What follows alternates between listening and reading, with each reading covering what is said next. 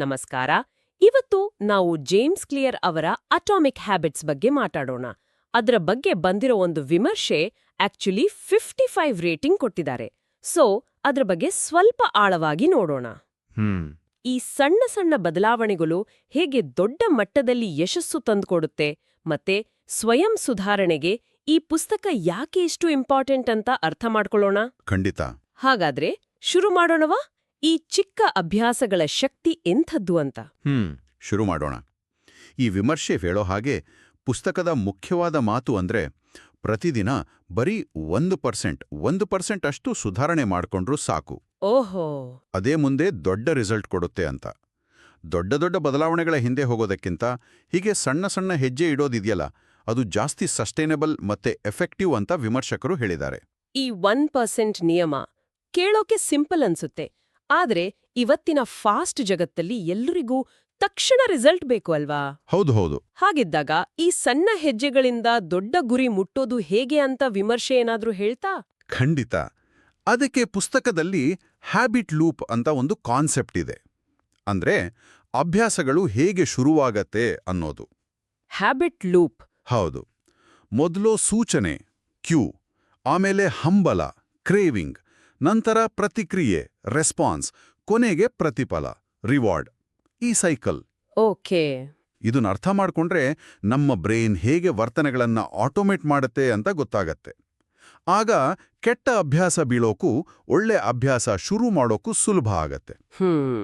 ಬರೀ ಪ್ರಾಸೆಸ್ ಅಷ್ಟೇ ಅಲ್ಲ, ಗುರುತಿನ ಆಧಾರಿತ ಅಭ್ಯಾಸಗಳು ಅಂದ್ರೆ ಐಡೆಂಟಿಟಿ ಬೇಸ್ಡ್ ಹ್ಯಾಬಿಟ್ಸ್ ಅನ್ನೋ ಐಡಿಯಾ ಇನ್ನೂ ಪವರ್ಫುಲ್ ಅಂತ ವಿಮರ್ಶೆ ಹೇಳ್ತಾ ಅಲ್ವಾ? ಹೌದು, ಅದು ಬಹಳ ಮುಖ್ಯವಾದ ಪಾಯಿಂಟ್. ಏನದು? ಗುರಿ ಇಟ್ಕೊಳ್ಳೋದಕ್ಕೂ ಇದಕ್ಕೇನು ವ್ಯತ್ಯಾಸ? ನೋಡಿ, ನಾನು ಪ್ರತಿದಿನ ಓದಬೇಕು ಅಂತ ಗೋಲ್ ಸೆಟ್ ಮಾಡೋದಕ್ಕಿಂತ ನಾನೊಬ್ಬ ಓದುಗ ಅಂತ ಒಂದು ಐಡೆಂಟಿಟಿ ಬೆಳೆಸ್ಕೊಂಡ್ರೆ ಅದು ಹೆಚ್ಚು ಪರಿಣಾಮಕಾರಿ. ಅಂದ್ರೆ ನಮ್ಮ ಆಕ್ಷನ್ಸ್ ನಮ್ಮ ಗುರುತಿನ ಒಂದು ಭಾಗ ಆಗ್ಬೇಕು.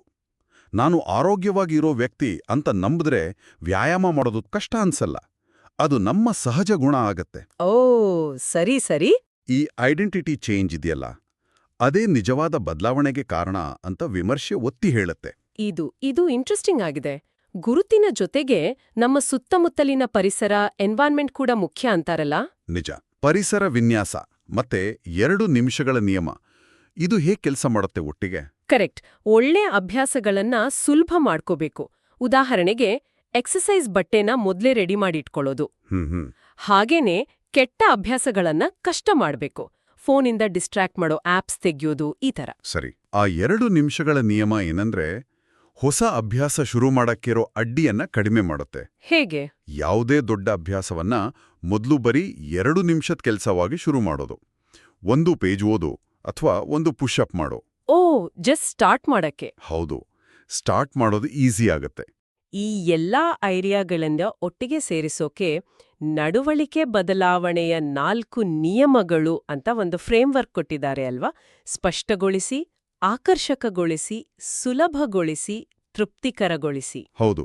Make it obvious, attractive, easy, satisfying. ಇದನ್ನ ವಿಮರ್ಶೆ ತುಂಬಾ ಪ್ರಾಕ್ಟಿಕಲ್, ಸುಲಭವಾಗಿ ಅಪ್ಲೈ ಮಾಡ್ಬೋದು ಅಂತ ಹೊಗಳಿದೆ ಅಲ್ವಾ? ಖಂಡಿತವಾಗ್ಲು. ವಿಮರ್ಶೆ ಅದರ ಸ್ಪಷ್ಟತೆ ಮತ್ತೆ ಪ್ರಾಕ್ಟಿಕ್ಯಾಲಿಟಿಯನ್ನ ತುಂಬಾ ಮೆಚ್ಕೊಂಡಿದೆ. ಇದು ಬರೀ ಥಿಯರಿ ಅಲ್ಲ, ದಿನನಿತ್ಯ ಬಳಸೋಕೆ ಆಗುವಂತ ಟೂಲ್ ಅಂತ ಹೇಳ್ದೆ. ವಿದ್ಯಾರ್ಥಿಗಳಿಗೆ, ಸ್ಟೂಡೆಂಟ್ಸ್ಗೆ ಇದರಿಂದ ಏನು ಉಪಯೋಗ ಅಂತ ವಿಮರ್ಶೆ ಹೇಳಿದೆ? ಪ್ರೊಕ್ರಾಸ್ಟಿನೇಷನ್ ಅಂದ್ರೆ ಮುಂದೆ ಹಾಕೋ ಅಭ್ಯಾಸ ಇದೆಯಲ್ಲ, ಅದಕ್ಕಿದು ಹೆಲ್ಪ್ ಮಾಡುತ್ತಾ? ಖಂಡಿತ. ವಿಮರ್ಶೆ ಪ್ರಕಾರ ಸ್ಟೂಡೆಂಟ್ಸ್ ಶಿಸ್ತನ್ನ ನಿಧಾನವಾಗಿ ಬಳಸ್ಕೊಳ್ಳೋಕೆ ಇದು ತುಂಬಾ ಸಹಾಯ ಮಾಡುತ್ತೆ. ಉದಾಹರಣೆಗೆ, ದಿನ ಒಂದು 10 ನಿಮಿಷ ನೋಟ್ಸ್ ರಿವೈಸ್ ಮಾಡೋದು, ಆ ಥರ ಸಣ್ಣದಾಗಿ ಶುರು ಮಾಡ್ಬೋದು. 2 ನಿಮಿಷಗಳ ನಿಯಮ ಇದೆಯಲ್ಲ, ಅದು ಕೆಲಸ ಶುರು ಮಾಡೋಕಿರೋ ಒಂದು ಮೆಂಟಲ್ ಬ್ಲಾಕ್ ಅನ್ನ ತೆಗೆದಾಕತ್ತೆ. ಮತ್ತೆ ತುಂಬಾ ಹಾರ್ಡ್ಕೋರ್ ಪ್ರೊಡಕ್ಟಿವಿಟಿ ಟೆಕ್ನಿಕ್ಸ್ ತರ ಬರ್ನ್ಔಟ್ ಆಗಲ್ಲ. ಇದು ಸಸ್ಟೈನಬಲ್ ಗ್ರೋತ್ಗೆ ಹೆಲ್ಪ್ ಮಾಡುತ್ತೆ. ಪುಸ್ತಕದ ಸ್ಟ್ರೆಂತ್ಸ್ ಬಗ್ಗೆ ಹೇಳೋದಾದ್ರೆ, ಇದು ಸೈನ್ಸ್ ಬೇಸ್ಡ್, ಸೈಕಾಲಜಿ, ನ್ಯೂರೋಸೈನ್ಸ್ ಎಲ್ಲ ಇದೆ. ಲೇಖಕರ ಬರವಣಿಗೆ ಸ್ಟೈಲ್ ಚೆನ್ನಾಗಿದೆ, ಅವರ ಪರ್ಸನಲ್ ಸ್ಟೋರಿ ಕೂಡ ಇಂಟ್ರೆಸ್ಟಿಂಗ್ ಆಗಿದೆ ಅಂತೆಲ್ಲ ವಿಮರ್ಶೆ ಹೇಳಿದೆ. ಆದ್ರೆ ಕೆಲವು ವೀಕ್ನೆಸ್ಗಳು ಇವೆ ಅಲ್ವಾ? ಹೌದು, ನಿಜ. ಕೆಲವು ಕಾನ್ಸೆಪ್ಟ್ಸ್ ಸ್ವಲ್ಪ ರಿಪೀಟ್ ಆಗುತ್ತೆ ಅನ್ಸ್ಬಹುದು ಅಂತ ವಿಮರ್ಶೆ ಹೇಳಿದೆ. ಓಕೆ. ಮತ್ತೆ ಇನ್ನೊಂದು ಮುಖ್ಯವಾದ ವಿಷಯ ಅಂದ್ರೆ ಇದು ಯಾವುದು ಮ್ಯಾಜಿಕ್ ಅಲ್ಲ, ಕ್ವಿಕ್ ಫಿಕ್ಸ್ ಖಂಡಿತ ಅಲ್ಲ. ತಾಳ್ಮೆ ಬೇಕು, ನಿರಂತರವಾಗಿ ಪ್ರಯತ್ನ ಆಗ್ಬೇಕು. ಒಂದೇ ರಾತ್ರಿಲಿ ಬದಲಾವಣೆ ಆಗತ್ತೆ ಅಂತ ಅನ್ಕೊಂಡ್ರೆ ನಿರಾಸೆ ಆಗ್ಬೋದು. ಹಾಗಾದ್ರೆ ಕೊನೆಗೆ ವಿಮರ್ಶೆಯ ಒಟ್ಟಾರೆ ತೀರ್ಮಾನ ಏನು? ಒಟ್ಟಾರೆಯಾಗಿ ಅಟಾಮಿಕ್ ಹ್ಯಾಬಿಟ್ಸ್ ಒಂದು ಮಸ್ಟ್ ರೀಡ್ ಪುಸ್ತಕ ಅಂತ ಹೇಳಿದ್ದಾರೆ. ಯಾರು ತಮ್ಮನ್ನ ತಾವು ಸುಧಾರಿಸ್ಕೋಬೇಕು ಅಂತ ಸೀರಿಯಸ್ ಆಗಿದ್ದಾರೋ ಅವರಿಗೆಲ್ಲ. ವಿಶೇಷವಾಗಿ ವಿದ್ಯಾರ್ಥಿಗಳು, ಪ್ರೊಫೆಷನಲ್ಸ್ಗೆ ಅಂತ ಕೂಡ ಹೇಳಿದ್ರು ಅಲ್ವಾ?